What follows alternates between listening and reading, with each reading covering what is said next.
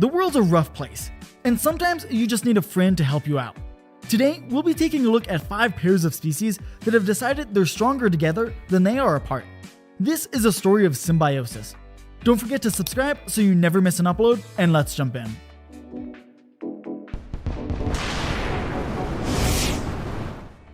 The first duo on our list are sea anemones and hermit crabs. Sea anemones like to hitchhike on the back of hermit crabs, scoring a ride across the seabed and dining on the crab's leftovers. And the crabs don't mind these scavengers. In fact, they actively recruit them. A crab will walk up to an anemone and poke it with its pincers, signaling the anemone to release its grip from the seafloor and jump on the crab's back. From there, they protect each other to the bitter end. The anemones use their barbed tentacles to fend off hungry octopuses and other predators that can pierce through the crab's tough shell. And the crabs return the favor by driving away creatures that like to eat the anemones, like starfish and fireworms. It's a shared protection strategy with some free food on the side. And these two aren't the only ones sticking together under the sea. Danger, danger! That's what the frantically flapping tail of a goby fish says to the near-blind snapping shrimp. In a crafty collaboration, snapping shrimp construct and maintain burrows in the seabed, while the goby fish stand guard. During the construction of their home, shrimps have to leave the security of their burrow to dump the sand they dug out. Throughout this hazardous journey, these shrimp maintain constant contact with their goby fish, using their antenna. When the goby fish sees a potential threat, it starts wiggling its tail against the shrimp's antenna, or into the burrow's entrance, warning the shrimp of the impending danger. In return for their faithful service, the goby fish get to share the burrow and call it home, sleeping with the shrimp at night and using it as a convenient shelter in the face of danger. But the ocean isn't the only place species work together. African oxpeckers have an interesting relationship with most of Africa's large mammals. They were once thought to be totally helpful, eating the ticks off the backs of zebras, elephants, hippos, and other large African animals. While they do eat ticks, their real purpose is a bit more nefarious. They're actually vampire birds, sucking the blood out of the open wounds ticks create. They show how the line between symbiotic assistant and parasite can be blurred. Although, it seems most mammals put up with their blood-sucking behavior in exchange for their service.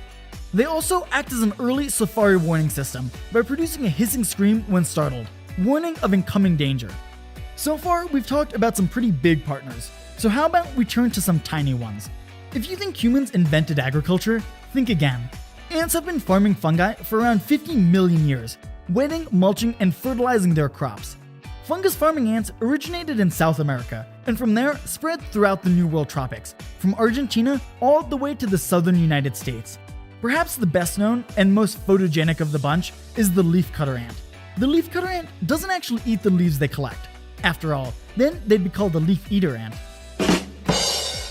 These ants bring their leaf clippings to fungi deep in their nests. The fungi grow and eventually get eaten by the ants.